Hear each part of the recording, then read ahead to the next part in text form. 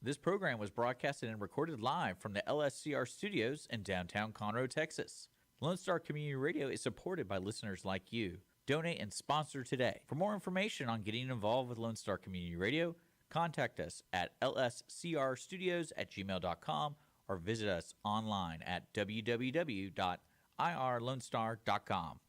Hi, I'm Kenna Danielle, and you are listening to Lone Star Community Radio on 104.5 KCZWLP Conroe and 106.1 KZCCLP Conroe and worldwide on irlonestar.com.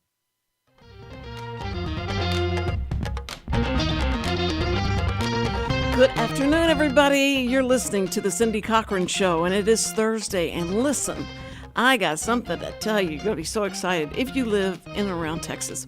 We've got an 80% chance of rain all over the place.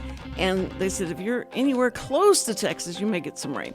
And it's going to be torrential. So everybody get excited for that, because that's going to happen in the next couple of days. Also, I have to warn you that they are still working on 45, and I am just going like, are you crazy? They're still going to do that. So I don't know what time they start this thing, but it'll be this weekend. So if you're even thinking about going south on 45, forget about it. It's not going to happen because you'll never make it. Okay, so I've warned you about that. And I just have to say that the Astros won by 1 point yesterday. They squeaked it out, 1 point. And then, breaking news, I wish we had one of those things, breaking news. The judge who issued the affidavit for the raid on Mar-a-Lago just said he's going to allow parts of that affidavit to be seen. So he's going to let that happen. But first, he's going to give the government a week to redact anything that they feel like needs to be redacted. So unless you can read through black ink, it may not be great. But it's just I don't know. That's the games they play. But anyway, I'm just letting you know that's going to be all over the news whenever you turn the TV on. Okay, so today only, we have Mindi Miller. Mindi Miller is one of Elvis' last girlfriends, and she has so many stories you wouldn't believe it. She had a great relationship with Elvis, and that especially in the time of life that he was, it was great. And so she has been at Elvis Week, and they, the fans come from all over the world to see this and to hear the stories of people that really knew Elvis. And so she's got some stuff to share, and she said, there's some stuff that happened that you won't believe, Cindy, and I'll share it with your audience. And I went, yes, that's great. So we're going to take a break. We'll be right back. Don't go anywhere. Mindi Miller, one of Elvis Presley's last girlfriends, will be back. You are listening to the Cindy Cochran Show, real reality radio.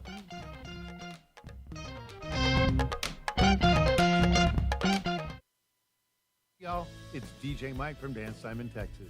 Join me Monday through Friday at 8 a.m. as I count down the top 10 Texas Red Dirt songs that are packing the dance floor. I'll be featuring local artists and the story behind the hits, shows in the area, as well as new songs that make you want to dance. It's Dance Time in Texas with DJ Mike on Lone Star Community Radio, 104.5 KCZW and 106.1 KZCC, Conroe, Texas, or online, irlonestar.com.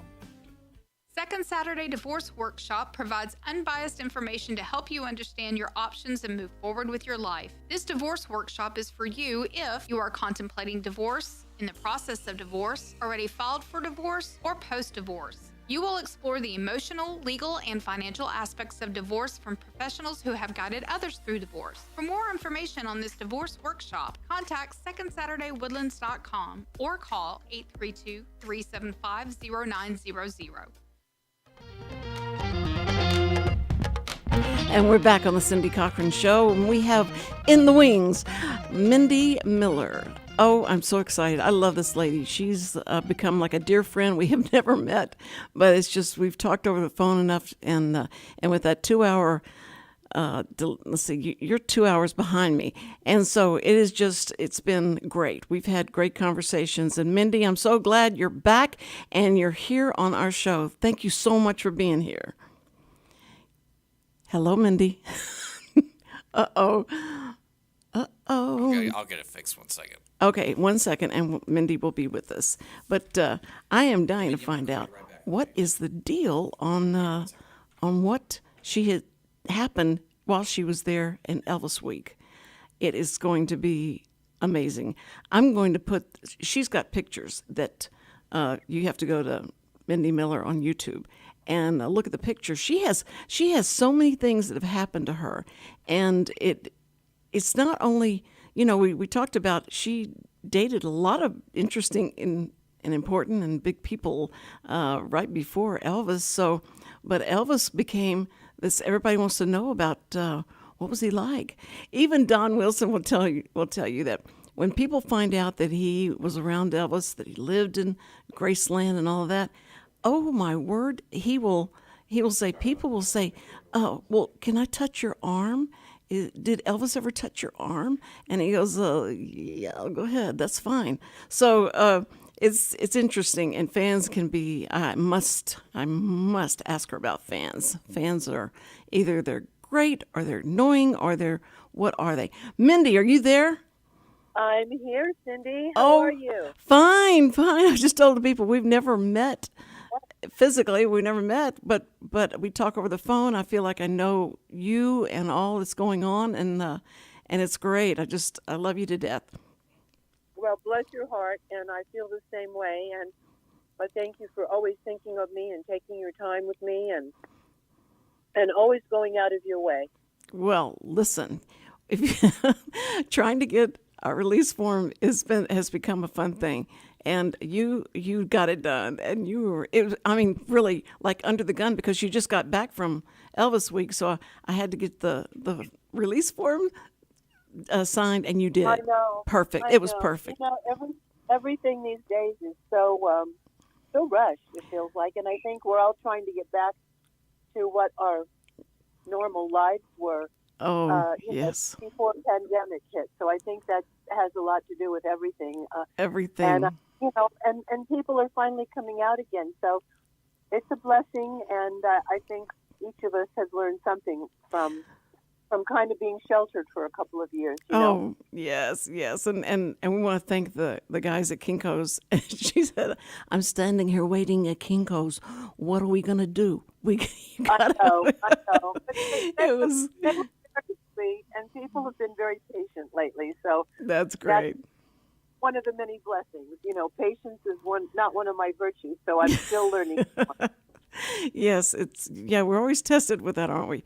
But listen, you are fresh from Elvis Week, and I know your head is still spinning from all the activities that they go through and they put you through.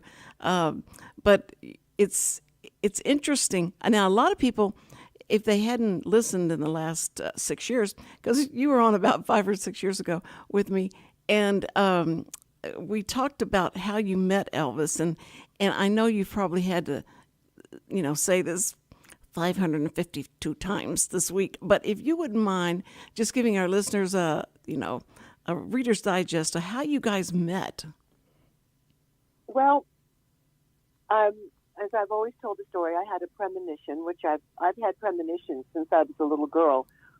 Usually they come true. Not every single one, but usually they do. And when I have premonitions about other people, they usually are very true as well. So I have to be careful what I say to somebody and how I say it, or sometimes I just keep it to myself, and then if it comes through, they share something with me, and I'll say, yeah, I had a feeling that was going to happen, and they say, really? And I said, yeah.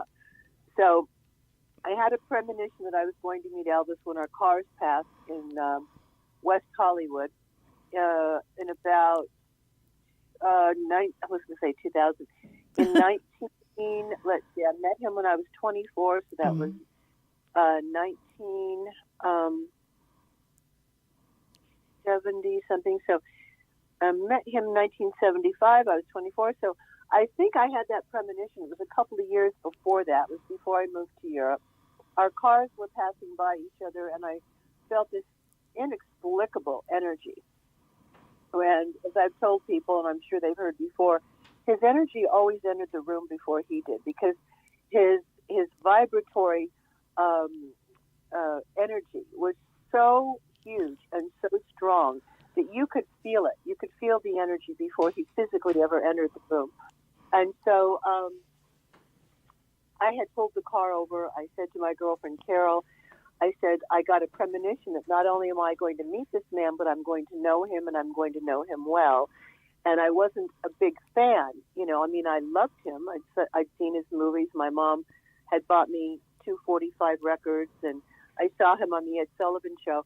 But I was quite flabbergasted when about 2 years later I did meet him, and I had been living in Europe, in Italy, and I had been decided that I was going to stay in Europe.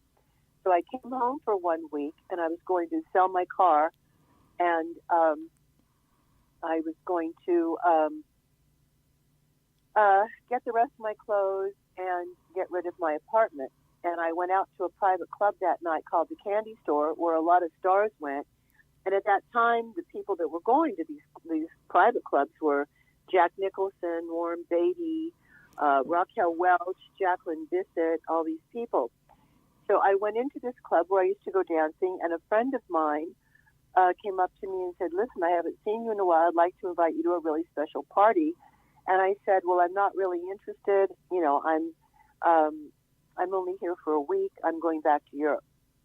And he said, well, let me give you a call and, you know, check in with you every day, and you may change your mind. And I said, okay.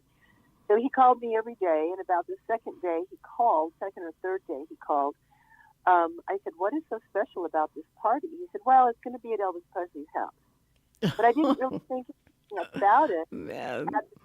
I didn't think anything about it at the time, Cindy, because a lot of people in the entertainment industry, whether they're musicians or comedians, actors, whatever, they'll buy 2 or 3 different houses. They'll rent some of them out. You know, they put their money in property. And so they may rent out a house they're not even living in. And they'll rent it out for parties, political gatherings, things like that. So I thought, well, even if it is his real house, he may not even be there. And I thought, you know, the light bulb above my head went on, and I thought, well, just go. You never know. So I got dressed. I was an hour late because I'm thinking it's a party. Nobody in Hollywood is ever on time for a party. Every time comes and goes. Right. So I went up to 144 Montevideo. They'd given me the address. And I thought, you know, gee, where are all the cars? I don't see any cars.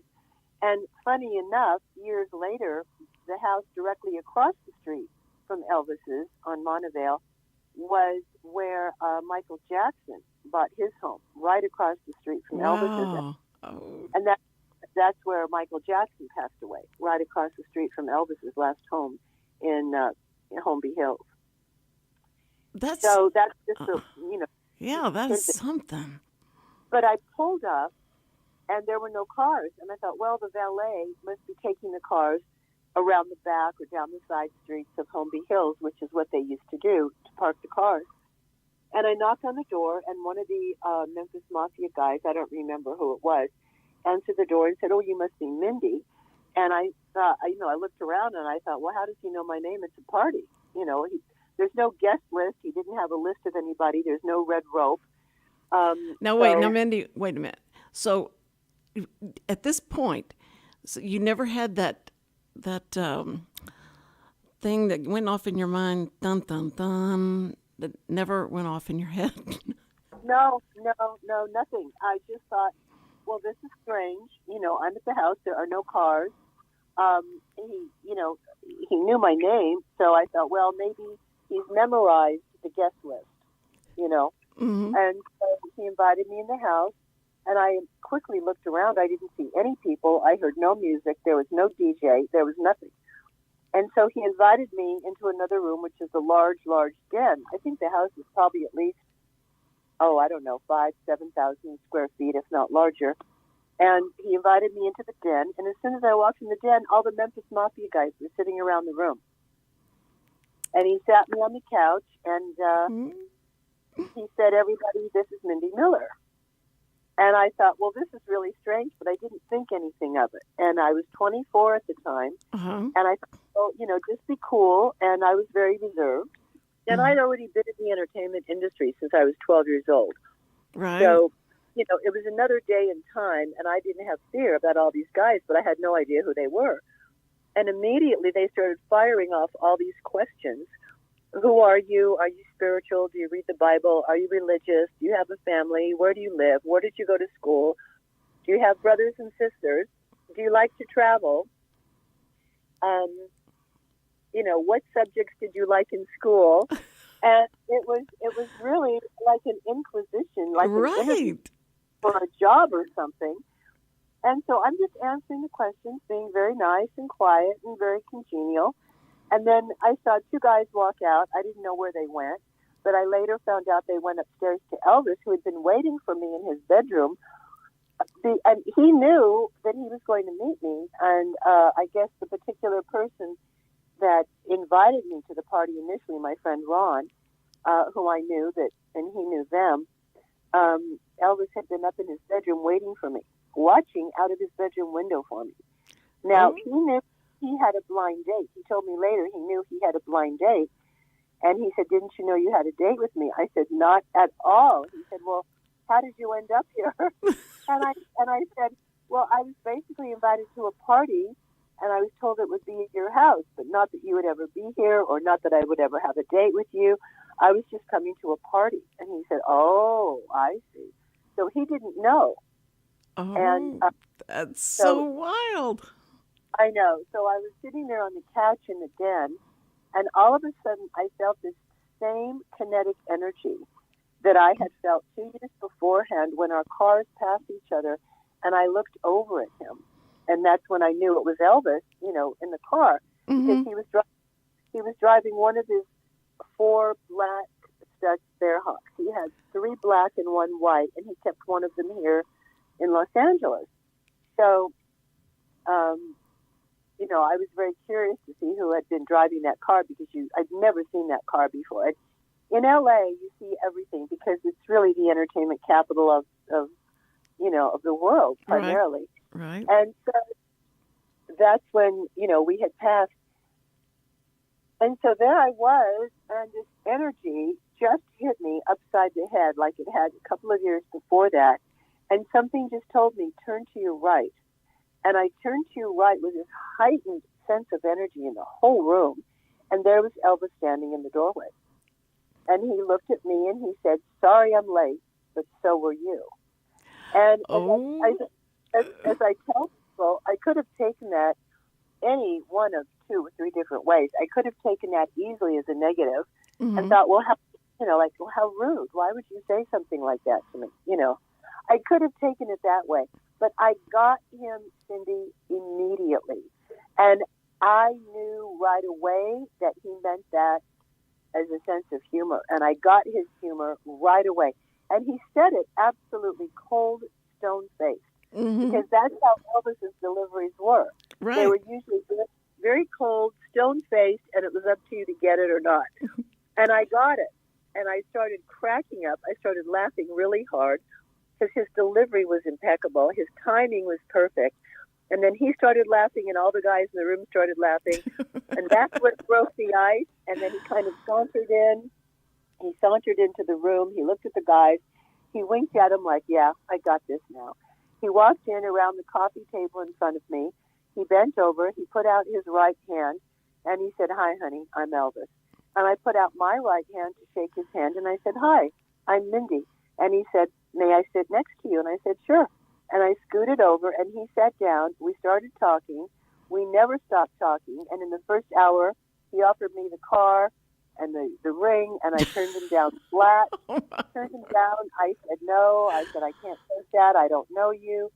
And I said, if for some reason, we were dating or we would date or we got in a relationship or something down the road, I said, that would be another story. I said, but I was not brought up to accept expensive gifts from a man, because normally in those days it followed with something else, So I didn't, and that's how we met, and that's how it started. That's awesome that you were interrogated before he, you had to be vetted before you were able to meet him. That's amazing. I was.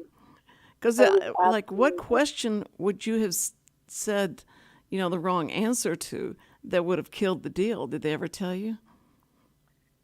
No, but later on, I was told by someone that shall remain nameless right now, because when Elvis said to the guy, she's going to be my new girlfriend, and that was after the second date, and that I was going to go on tour with him when he invited me on tour, he called my mom. He said, I'd like to call your mom. Does she live locally? And I said, well, yes, she does. She lives in the San Fernando Valley. And he said, can I call her and talk to her? And I said, well, I guess so, but why would you want to? And he said, well, I want to get her permission to start dating you and to take you on tour. Wow. And I thought, wow. I mean, I had never had somebody do that, ever. Right. Oh, he was such a gentleman. Yeah, I was 24 and he was 15 years older than myself. Mm-hmm. So I called my mother and I said, hi, Mom. And, we talked a minute. And I said, listen, I'm with Elvis Presley at his house. And I said, he wants to talk to you. And, of course, she thought I was kidding. Oh, sure. And she said, oh, Mindy, stop teasing, But, she knew that I knew people in the entertainment industry because I'd been in it for so long. And she said, oh, stop teasing. What are you doing? I said, no, Mom. I said, seriously, I'm with Elvis Presley. We met yesterday. This was our second date. I said, we met yesterday, which blows the theory that's been going on by one particular person that I had 2 dates with them. And then she said, oh, then it got down to I had 1 date with him. Right. Oh. So, yeah. So I said, well, Mom, I said, I'm here. He's invited me to go on tour with him and all that and travel and bring me to Graceland and meet his family and all that. And she said, really, you're not kidding? I said, no, I'm not. And so Elvis said, let me talk to her. So I gave him the phone, the receiver, and he started talking. And he said, hi, Mrs. Bugan, because she had a different last name than me at the time. She had remarried. And he said, hi, Mrs. Bugan, this is Elvis Presley. He said, I've met your daughter yesterday.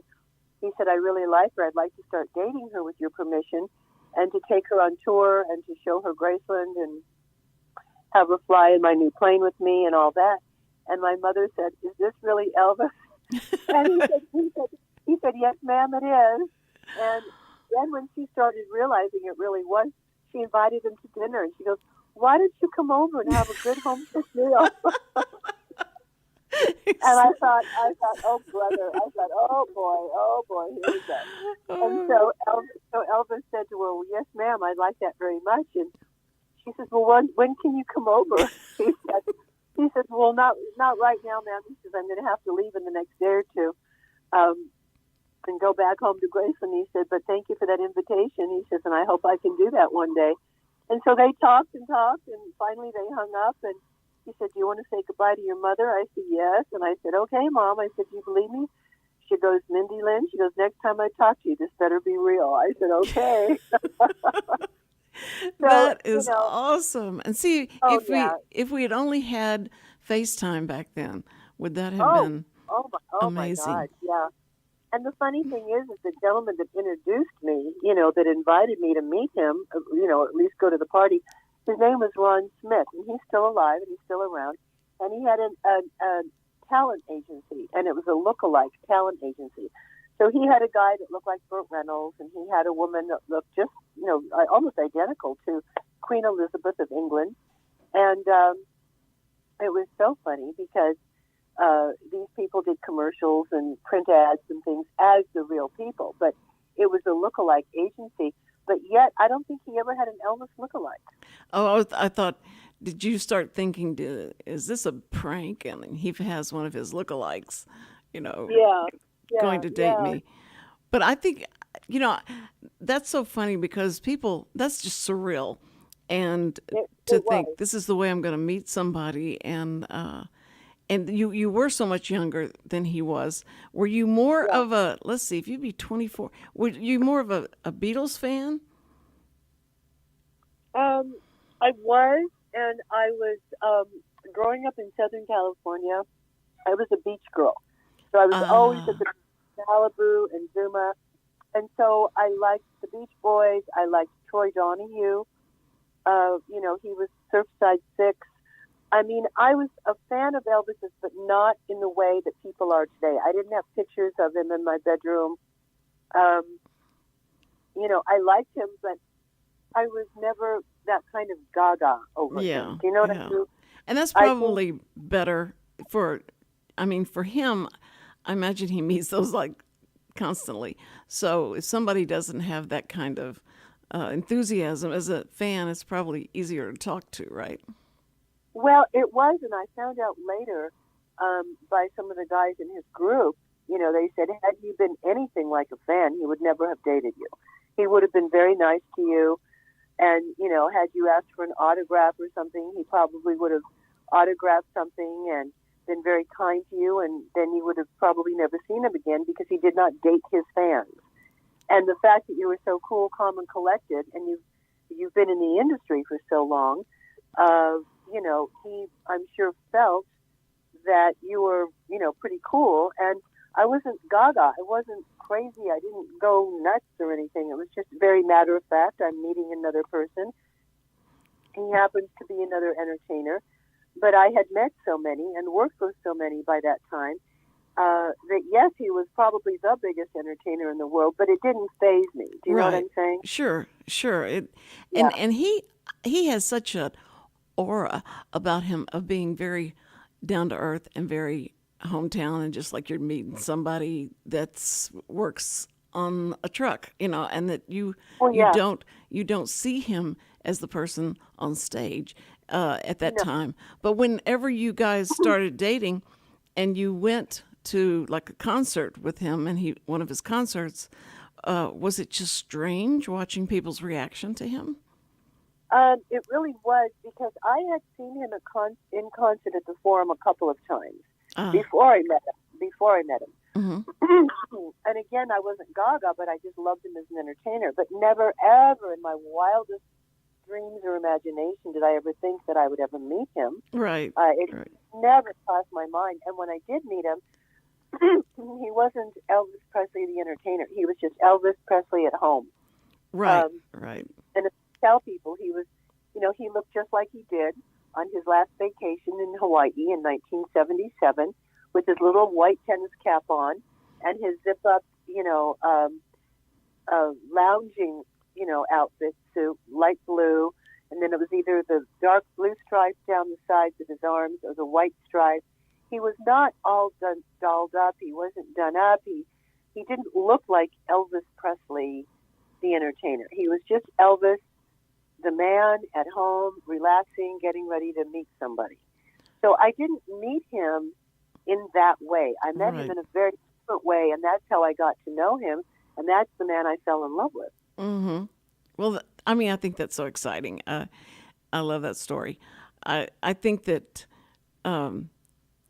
everybody that's ever been a fan is like, if I ever met Elvis, what would I do? What would I say? What am I, you know, what would I be like? And usually if somebody loves, you know, has been a fan for a long time, they act so crazy, and that probably puts the person off. But I think it does, and I think also, Cindy, you know, he was very curious as to who I was, mm-hmm. and he, you know, he would say, you know, well, what do you like to do, and you know, what are your interests? And we had so much in common. He loved Hawaii. I grew up in Hawaii the first 3 or 4 years of my life. I rode horses from the time I was 7. He loved horses. He rode. I loved guns. I have firearms today. I go practice shooting. He liked firearms. He loved film. I loved film. Grew up, you know, around it, especially in Hollywood. Mm-hmm. And he loved fast cars, muscle cars. So did I. And I had that GT Special Mustang. He liked that car. And then I loved singing. I had sung in school. I had a little group in high school. We sung. We did little personal appearances around our town, you know. We just had so much, and he had wanted to travel in Europe, and I had lived in Europe. I shared that, you know, about him with him about it. You know, he loved karate. He He'd been studying Kenpo. I'd been studying Shotokan for years and done all my own stunt work. So we had a lot in common. It wasn't anything about Elvis. It was he wanted to know who I was, and he was curious if we had things in common to share. Yeah, right. And the that was spirit, important to him. Yeah. and the Oh, spiritual and side of it was just, well, that's what really did it in for both of us.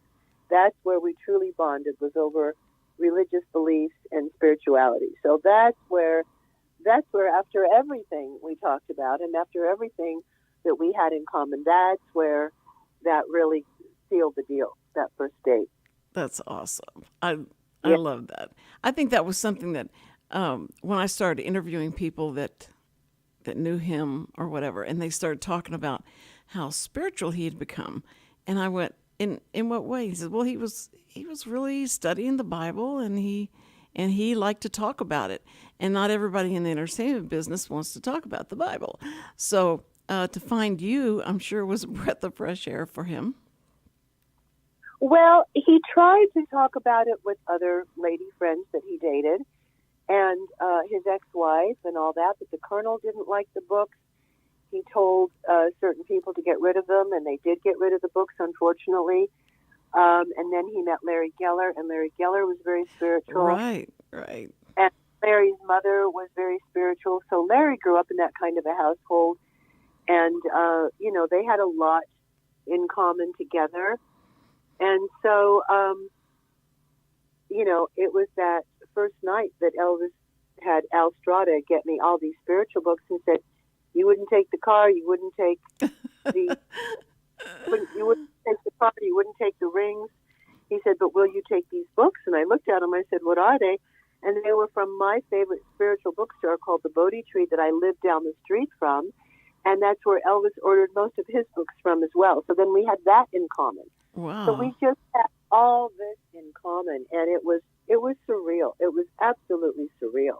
Well, now, and then, Oh, I'm sorry. I was just going to say, I know that you go out and you do these talks, and then you have the side of it, the spiritual side of it, that you when you do these talks. And was that from the picture you had sent? Were the candles and the drapes, and that was past week, right? That was this week for Elvis Week 2022. And here's the thing: whenever I'm invited to do speaking engagements or host any of the Elvis shows or the ETA shows or things, I'm not usually supposed to talk about his spirituality. The event planners, the producers of the shows really don't want that. Normally, I'm invited as a speaking guest or as a host, and there's not time to talk about that, and they don't want you to talk about it.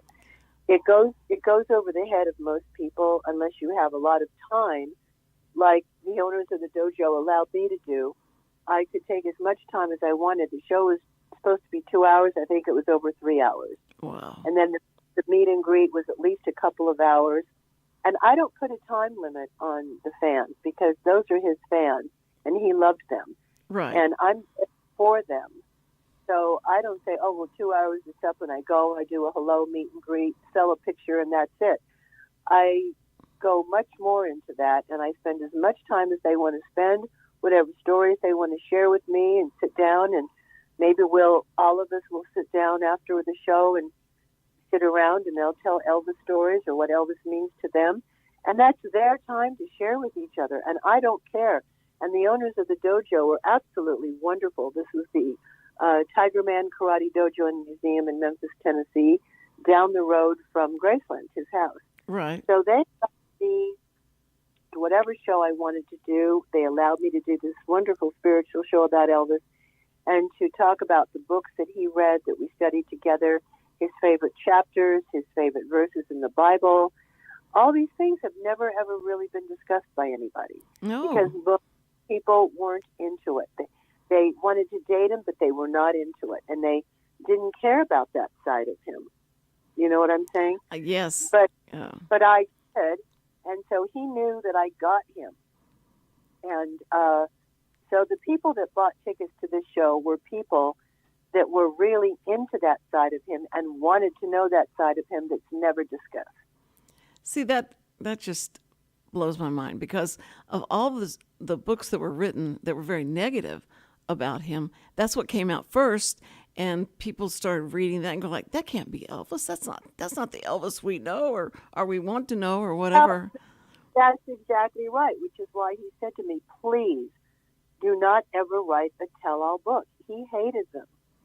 He did not like people saying certain things that were private about him or their relationship in a book. I mean, right. And it's the same with the movie. He would never have approved of that movie, the way they showed his mother and him at the end and things that were not true. The movie was beautiful to watch. Mm-hmm. Baz was known for doing beautifully looking films.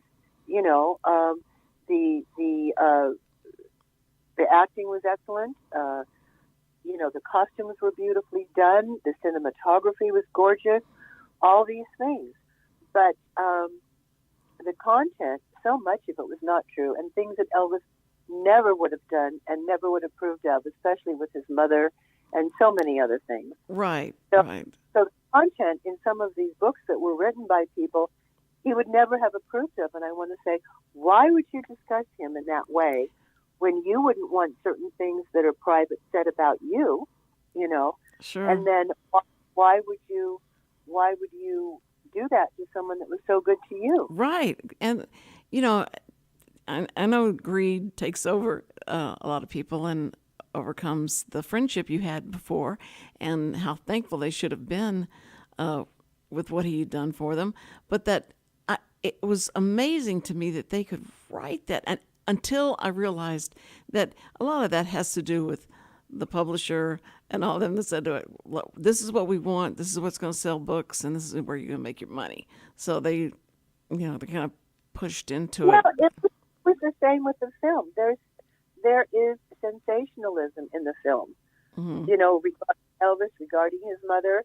And I will tell you that the people that knew him, including, you know, his first cousin that was with him always, Billy Smith, felt the same way. His wife Jo felt the same way. And the people that really, really knew Elvis, we all feel the same way. The fans that never knew Elvis think it's a great film, and they'll spend their money and go back and see it 5 and 6 times.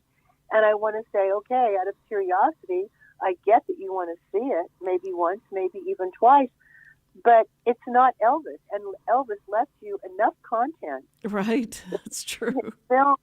In his films, in his interviews, in his music, in his concerts, to see the real Elvis. Why would you want to over and over and over to see somebody imitating him with things that are not true?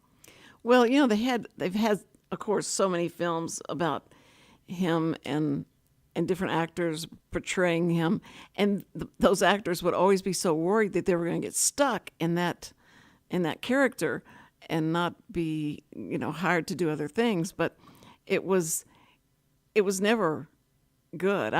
Do you have anyone that did an Elvis impersonation in a movie or portrayed him in a movie that you thought was really good? Well, what I can say is nobody can ever completely emulate Elvis to the point where you think it's Elvis. Now, I've seen a couple of ETAs that when I'm watching them, and I've watched them on stage, there will be a moment, an instant, where if you look at them, they look just like him. Oh. In a moment. I know who you're talking about. I know who you're talking about because you were raving about this person, and he was on. You put some video of him, and I don't know the name, but you put some video, and it was mind-boggling. It was a few years ago, but I haven't seen, you know, one or two of these people recently. But I've seen a lot of ETAs. I've been very fortunate to be able to be invited and watch the shows. And I think they all do a good job. But we know it's not Elvis. But right. Again, what I said to people is there are thousands of people throughout the world that were born after Elvis Presley passed away. And they never had the opportunity to see him live in concert in person. So this will be the closest they ever get. Mm-hmm. Saying to the emulation of Elvis and his moves and all of that. And people love live music. They love listening to Elvis's music. Right. They love listening to him. So I have to look at it very openly and understandingly that they may see something differently than I do, and especially because I did know him. I did see him in concert over and over and over again. I did study his moves. Right. Right. Well, I think that when Sam and I went to see this, Sam's about 7 years older than I am, and my sister was about 6 years older than I was. So we were inundated with Elvis. And then I've always knew, about him and heard his music. And my mother said when she saw the first time on Ed Sullivan, she goes, he's got it. He's got it. This guy's going to be big. And we were just looking at how cute he was. But we saw it and we walked out of there and I went, well, what do you think? And he goes, I don't know. I don't remember a lot of that stuff, happening. If that's Are you talking about the film, Cindy? the movie that Sam and I lived through a lot of that stuff that was going on, and so we didn't think that was exactly the way it was. It just had a funny feeling when we walked out of there because we felt like we knew what was really going on, and then this movie was portraying it in a very strange way. Now, that was Boz's way he does movies, but it still made me feel like... Well, but you will have to remember that he also had input from other people. So whatever input he may have had from other people, he was going on that as well because Sure. he never knew Elvis. He never met Elvis. Right. But yet he's trying to do a film, and I'm not putting him down because he's an incredible filmmaker, absolutely. Right. But the thing of it is that he did the same with the movie Moulin Rouge. It was absolutely spectacular looking film, Moulin Rouge. Right. And he does things in a way that's number one.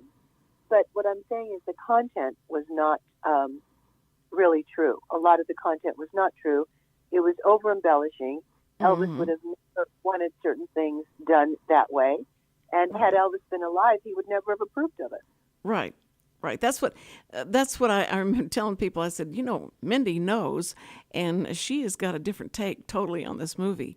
And so people who felt like it was true to, everything, it wasn't, and that wasn't. I don't think it meant to be. Like when he's on the Hollywood sign, and he's asking Bender about his career and all that, and that didn't happen that way. It happened in his office, and they talk like that. He wanted to know, what do you think of my career? And he was being honest with him, but it was in his office after Colonel Parker had left, and they were just by themselves. But they put it on that Hollywood sign, and people have wondered, like, do you think that's really how it happened? He was sitting on that Hollywood sign, and Well, and this is the problem. You see, that's part of the problem, and they'll think that as a young boy he was going into the black tent and going crazy, and that somebody would hit his forehead and he would fall back and then almost have convulsions on the ground. No, not at all. His mother, Gladys, walked him to school every day and home every day. He got flack for it from the other kids, kind of making fun of him and bullying him because of it. But she was very overly protective. He was not just wandering around, East Tupelo and over to Shake Rag, wandering around every day doing these things. Right, and that probably came from her losing, his brother, his twin brother at birth, that she was very protective of him. And he would never have been on the stage yelling and screaming at the colonel in the audience, "You're fired, fired, fired," and then picking up somebody's martini glass right in front of him from the stage and guzzling it down his throat, and then taking that martini glass and throwing it into the audience. Are you kidding me? Elvis Presley would never do that. He hardly drank. I never once saw him take a drink. Right. And he said he didn't drink. He said, the only time I'll have something, I'll have a sip or two is, at somebody's wedding if I'm there, or some, really special event, a wedding or a birthday. He did not drink. So, that's not true. There were things that were put out there that was just not Elvis Presley. I love how you defend him. You're such a good defender of him and being able to get the truth out. Cindy, it's not just because I love him. It's because it is the truth, and Right. I don't need to embellish anything. You know, there are people that come on Facebook and try and there's somebody as we speak. Somebody just said to me right now, this person is horrible. I know who this person is. This person is somebody that went around and has tried to decimate my character for 6 long years. And it's the same person that put me out on Facebook and said, go talk to the fans. This person put me in her book. And then she said, oh, she only had 2 dates with him and this and that and everything's a lie. And then it got down to 1 date with Elvis. And she's literally on Facebook right now trying to decimate my character. Oh, and my people word. Yeah, and people are sending me things going, oh, she's at it again. And she does this every single time I do an appearance or something because she thinks that she should be the one out there because she dated an employee of Elvis's and wrote a book. I mean, it's just, but this is what happens in the Elvis world. And there are things that have been said about Elvis that aren't true. There are things that have been printed that he would have never wanted in a book, in these tell-all books. He wouldn't mind someone writing a book, a sweet, loving, kind book, telling sweet stories about him and sharing what a wonderful person he was. Right. But why do that to a man that did everything for you? Exactly. And that's what I love about Don would talk about how Don Wilson has been on the show, of course, before. And he, says that's what he wanted me to know you. He said, if you want to interview someone that will have positive things to say and that will not, drag up anything or that's untrue, anything that's going to hurt him because of what the majority of his life was like and what he felt and all that. So I think you and Don are a great team of going around and what a crusade to have is to bring the real truth about Elvis and the real truth about he had a really deep side to him that a lot of people don't know. Well, they don't because, you see, again, people will hear that he was spiritual, but they have no concept of how he was spiritual or the books that he was reading. They don't read any of the books he was reading. They don't know what the books are. They don't know what he was underlining except what's been put out there on Facebook or social media. They don't know where he got it from or why he believed certain things or why he believed a certain way.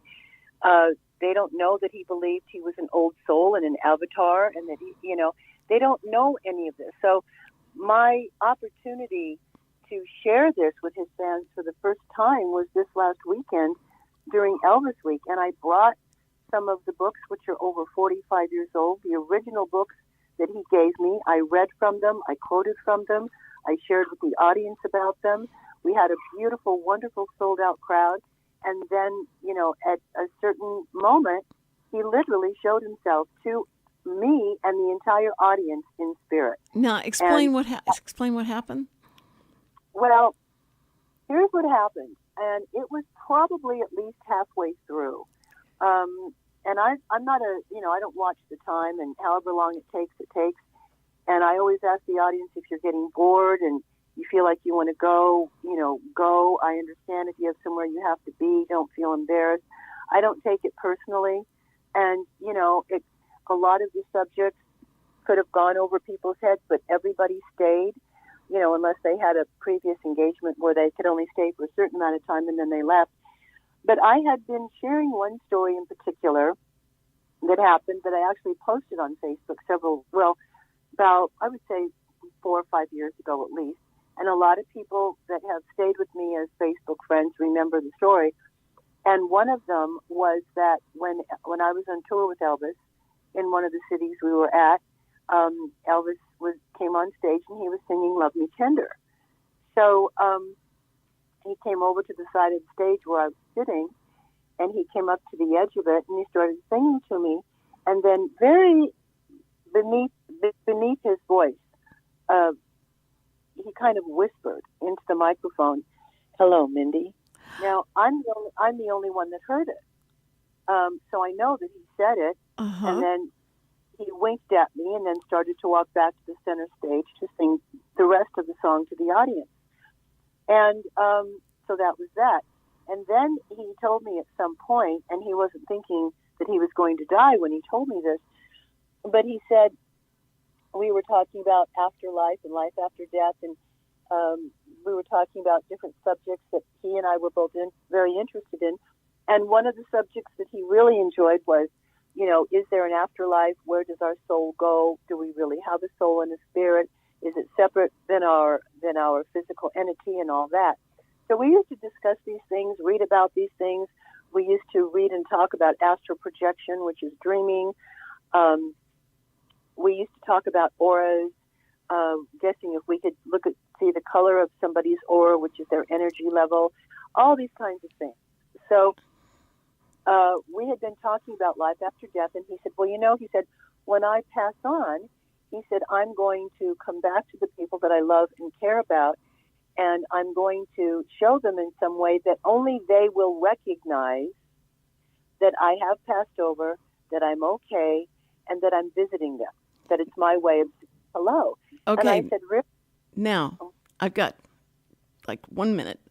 And so they told me in 1 minute, I've got to be off the air. So can you tell me? Oh my God. Okay. So what happened is that as I was telling the story of that everywhere I go, it plays Love Me Tender. And then literally there were two ladies that stood up in the audience and they were crying. They stood up. They interrupted the show. They said, we're sorry, but we have to show you this on their phone. And there were blue orbs all around the stage and all around me. And they showed one picture of one particular orb that was going up and down in front of me and moving everywhere. At the same time, the lights in the dojo started flickering on and off, on and off. Wow. And at the same time, outside of the tent, there was an ETA singing Love Me Tender, which is the song I always hear everywhere I go. And that's, and he never sings Love Me Tender. That particular ETA never sings it. Somebody asked him why he sang it. He said, I don't know. He said, something just told me to sing it in that moment. Oh, all these three things happened in the same moment. The audience stood up and started crying. There was not a dry eye in the house. Oh. Our jaws were on the floor. Nobody could believe what they were seeing. That nobody could believe it. They were just in absolute awe. And people started crying. They started applauding. Not for me. They started applauding for Elvis because they then realized that everything that I had been saying all along was true, and that I've not been lying about Elvis being able to make contact with me and other people. Was that recorded? Was the performance recorded? It was recorded. The two ladies have the recording on their site. You can see the blue orbs. They sent me a picture and a recording, which I also sent you today. I don't know if you've seen it, but I will be posting more about that, and I will be posting the entire story on my pages over the weekend. And that's on Mindi Miller. That's on the Mindi Miller YouTube, I have two pages, and then I have the Elvis Presley and Mindi Miller group that I'll be posting it on. Okay. And I think I posted it on Twitter. If I didn't, I will be posting that on Twitter as well as my Instagram account. But you can literally see the blue orb. Oh my word, that's so incredible. I hate I could talk to you all day. It's just that went by so fast. But listen, if you missed any of this recording, you can listen to it again. It's going to be on again. And you guys, this is amazing. Mindi Miller, thank you so much for being on. And I just love you so much. You are so welcome, Cindy, and we'll talk later. We will. Okay. God bless everybody, and everybody stay well. Thank you so much. You guys take care. We'll see you next Tuesday. And first responders, we love you so much.